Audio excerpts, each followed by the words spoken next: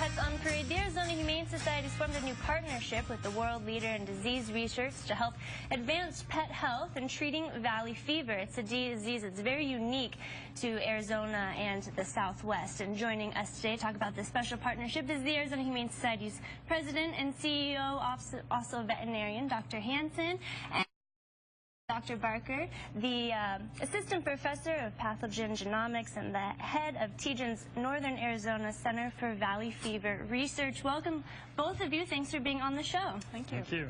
Dr. Barker, let's start with you first. Tell us a little bit about TGen and the PAUSE study that you guys are conducting. Right, so TGen is a nonprofit research institute that focuses on understanding diseases, and we work towards understanding cancer, neurogenomics, and I specialize in valley fever. So the Valley Fever PAUSE project is working towards understanding why some people and some pets get really sick from valley fever, whereas others don't. So we're really trying to understand if there's a certain breed that maybe is more susceptible to severe valley fever. If we understand that a certain breed is more susceptible, then we can use some of our genomic tools to really understand the variation in disease. So for those people who may not be from the Valley, explain a little bit about valley fever, why it's so prominent in Arizona.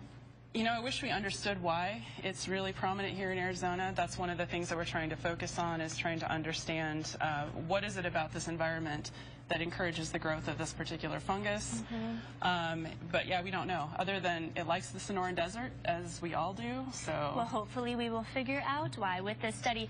I know that my black lab Max had valley fever. It's something that we dealt with for 11 years of his life. Unfortunately, we lost him to valley fever, and I've seen firsthand how devastating this disease can be, so I'm very glad that we're partnering. And Dr. Hansen, explain how the Arizona Humane Society is helping with this study and what role our dogs will be playing. So we're really excited to be part of this innovative research. As our viewers know, the Arizona Humane Society is focused on treating sick, injured, and abused animals and adopting them and getting them into homes. And that means that a significant number of dogs that come through our trauma hospital also have valley fever. So this partnership will also find a treatment, hopefully, and maybe a preventative for valley fever down the road. So it's important to note that no dogs will be harmed in this study. In fact, it's quite simple to collect the data. You want to give us a little demo? It's very easy, Ashley. So all a homeowner would do is simply take this swab. We have a very nice little guy here. She's going to cooperate. This is Lacey. And we simply put it inside and get a swab of saliva. So all we're doing is getting a little bit of doggy drool.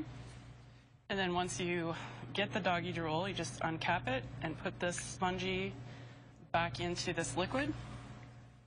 Shake it up, and we will send you a mailer. So you just put it back into this plastic bag, seal it up, and you'll have a prepaid postage on the front, and just mail it back to us. So not only are shelter dogs getting involved, but also folks that their own dogs at home can get involved. Now, are we looking for just dogs that have valley fever, Dr. Barker, or what kind of canine criteria are we talking about? We are looking for any dog that lives in southern Arizona, and that would be sick or healthy. And so both of those, and that will hopefully help us understand the breed specificity.